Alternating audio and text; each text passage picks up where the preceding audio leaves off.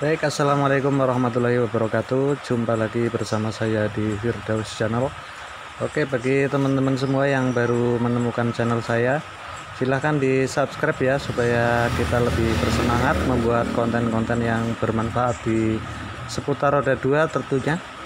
Oke, kali ini saya mendapati motor smash lama. Nah, ini smash tahun 2003. Nah, ini kalau masalah kelistrikan sudah biasa ya, ini di smash. Nah, ini motornya berbet kelistrikan. Oke, kita engkol, kita nyalakan dulu ya. Ini susah dinyalakan karena pengapiannya kecil ya. Jadi untuk berbet di kelistrikan itu mirip seperti telat bensin, cuma dia agak kering suaranya ya. Kalau di gas seperti telat bensin seperti ini, gelepak-gelepak ya.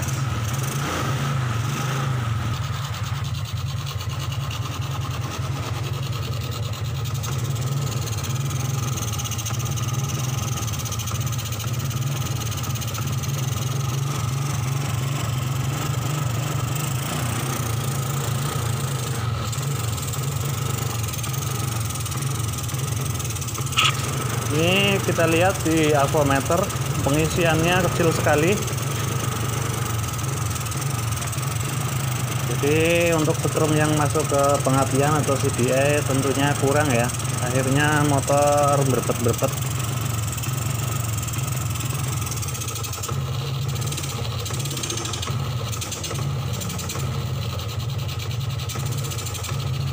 Ini nggak mau digas, mirip sekali seperti kehabisan bensin. Tapi bukan ya, ini karena faktor dari suplai pengisian yang kurang. Pengisiannya cuma 5,2 volt, padahal harusnya sekitar 12,5 sampai 14 volt ya. Oke, kita langsung cek ke sumber penyakitnya. Di bagian sisi sebelah kiri sini ada spool dan regulator ya, untuk suplai pengisian dan lampu tentunya.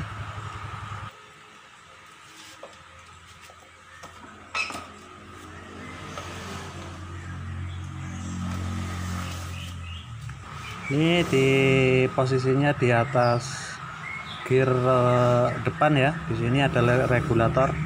Memang posisinya rawan sekali kotor ini soketnya. Nah, nanti kita akan pindah juga, ini posisinya jangan di sini, sehingga soketnya lebih bersih ya, tidak kena cipratan dari rantai. Nanti kita akan pindah posisi. Nah, ini kiproknya pakai yang KW ya. Nah, ini sudah sangat tidak meyakinkan ini kalau kiprok KW dipasang di smash, biasanya nggak mau. Kita akan coba pakai kiprok yang original ya. Nah, ini produk KW, kita pakai yang original. Harganya cukup murah. Suzuki kan terkenalnya mahal ya. Ini padahal harganya murah. Tidak sampai 130, di bawah 130 lah rata-rata di pasaran.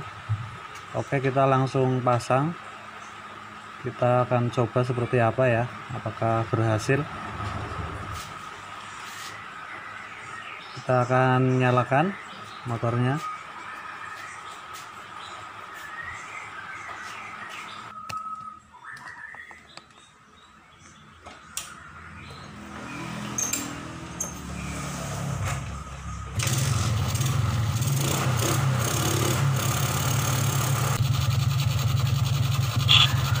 Tampaknya belum berhasil ya. Kita coba cek pengisiannya pakai tes pen seperti ini. Nah, ini nyalanya kok belum terang ya. Biasanya kalau pengisian nyalanya terang sekali. Nah, ini masih berbet juga. Oke, kita coba cek juga pakai avometer, sebenarnya ini berapa volt. Ini sudah pakai kiprok yang original ya, kok masih berbet. Nah, kita tancapkan kutu minus plusnya di DC volt ya. Nah, ini motor di bawah 10 volt. Nah, ini pengisiannya sangat kurang sekali, masih berbet. Berarti ada yang tidak beres di sektor lain ya. Nah, oke, kita cek lagi ini di sektor regulator atau pengisian. Nah, untuk posisi pin kabelnya ini untuk Suzuki ya, Suzuki untuk kabel nomor 1 ini harusnya putih garis merah ya. Kita lihat ya,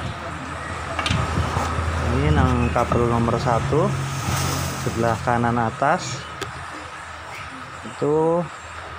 Kita zoom dulu, warnanya ini kuning garis putih ya, nomor 1, dan yang seberangnya ini untuk pengisian dan lampu.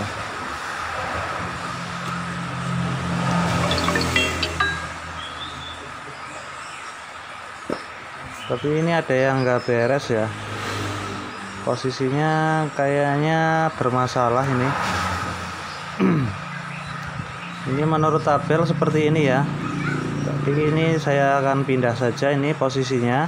Jadi kita tukar untuk penerangan dan pengisian, kita tukar posisinya. Untuk membuktikan posisi pin benar atau salah, nanti kita akan cek saja dengan menggunakan test pen atau avometer ya.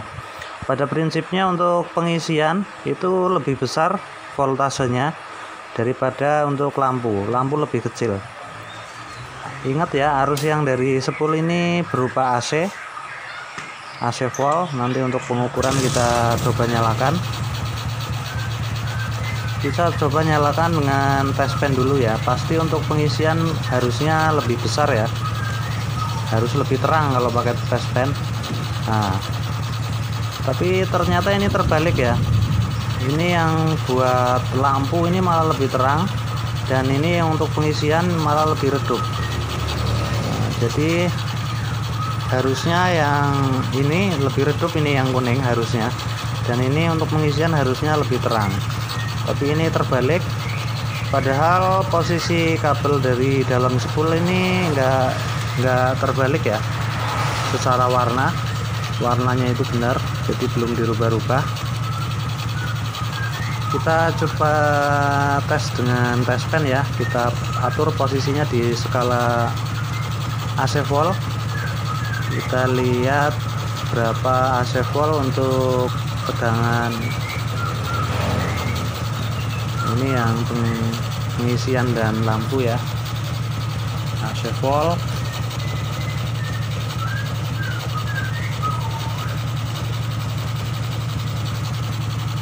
Nah, ini untuk pengisian dilangsam cuma 10, sedangkan untuk lampu ini 14. Nah, ini malah gedean yang lampu ya. Nah, kita lihat untuk pengisian cuma 10, dan yang lampu ini sampai 14 AC volt. Berarti ini memang arusnya ini yang nggak bener atau apanya, tapi secara warna kabel ini nggak balik ya. Nah, kita lihat nih, pengisian lebih redup daripada penerangan, harusnya pengisian itu lebih terang. Jadi akhirnya ini posisi pinnya kita balik. Yang kabel warna kuning yang harusnya lampu ini kita masukkan pinnya di posisi nomor 1 ya, jadi untuk pengisian. Dan posisi untuk yang pengisian yang putih garis merah akhirnya saya buat untuk lampu ya. Ini dari soket spool ya, kita akan uji langsung ini dari soket spoolnya ya. Ini kabel masih bener, belum ada yang dirubah. Nah, ini akinya karena nggak pakai spool, pakai total loss ya. Kita pasang baterainya dulu. Jadi ini nggak pakai regulator, nggak pakai spool. Kita uji dengan total loss, nanti tanpa beban ya. Jadi generator tanpa beban nanti kita cek untuk pengisian lampu dan pengisiannya. Kuning ya untuk lampu, dan putih garis merah itu untuk pengisian. Harusnya putih garis merah pengisian itu lebih besar ya harusnya. Nah, ini karena akinya ngedrop, nggak mau digas, kita nanti jumper pakai aki yang masih bener ya. Kita kita jumper nih untuk bantuan ya, ini karena akhirnya ngedrop. Oke, sudah langsung bener ya. Jumpernya kita pasang.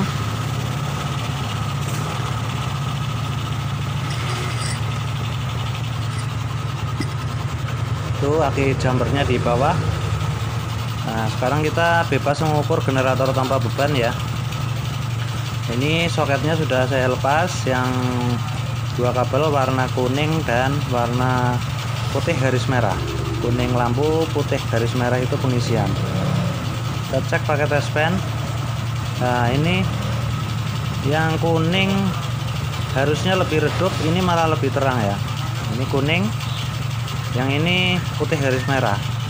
Putih garis merah lebih redup, kuning lebih terang. Oke, kita cek juga dengan avometer di skala AC volt ya. Ingat, ini keadaan belum digas, masih langsam, tapi nanti ketahuan juga walaupun belum digas. Oke, kita pasang kabel massa. Nah, kita cek berapa AC volt ini untuk kuning lampu dan putih pengisian, putih garis merah ya. Nah, ini ternyata memang yang kuning ini lebih tinggi ya untuk arusnya, sampai 14, sedangkan yang putih itu cuma kisaran 10. Nah, ini nggak tahu, mungkin 10-nya dulu pernah digulung atau gimana, tapi secara kabel ini nggak terbalik. Jadi walaupun kita sudah pakai kiprok yang original, kita harus berhati-hati di posisi pin ya. Nah, ini posisi pinnya. Ini tabel, biasanya bener ini tabel, ternyata secara pembuktian ini di lapangan terbalik ya. Jadi jangan terjebak dengan teori. Ini harusnya bener, tapi ternyata kurang pas ya.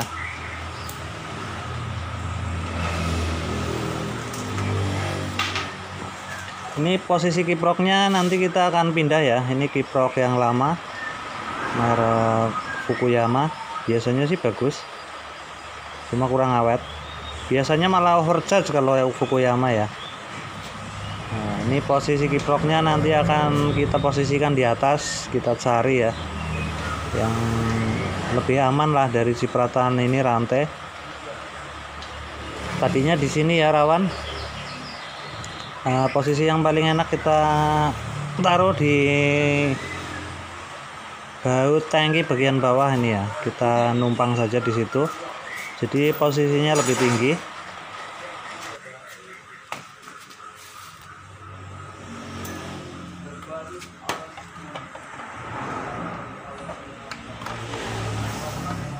Ini baut tangki yang sebelah kiri kita lepas, nanti kita numpang di situ kiproknya.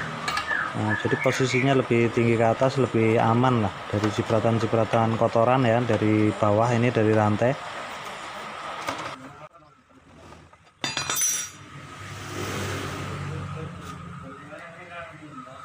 Posisinya lebih aman ya. Tadinya di sini, kita pindah di atas, jadi lebih aman dari cipratan-cipratan kotoran dari bawah. Oke, kita akan uji coba lagi.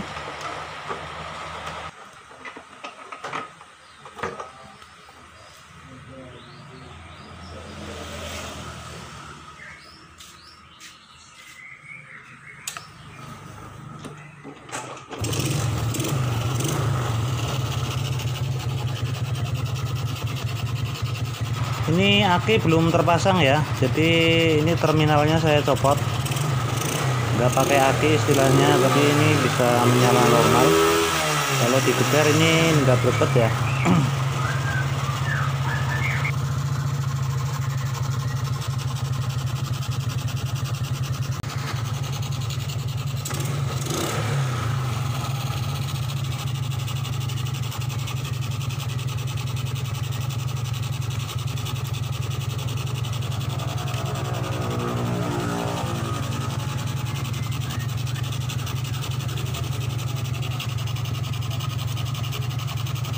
Ini aki saya lepas ya, tanpa aki aman, tidak berbet. Itu tandanya sistem pengisiannya beres, normal. Kita suspend juga nyalanya terang ya. Nah, kita cek juga ini nanti pakai avometer seberapa pengisiannya. Pastinya sudah normal ya. Kita pasang ini avometernya di skala DC volt. Kalau untuk mengukur pengisian kita pasang akinya ya supaya stabil. Nah, ini pengisiannya sudah naik ya, sudah nggak berbet lagi. Ini kalau akinya normal ini harusnya di 13 volt.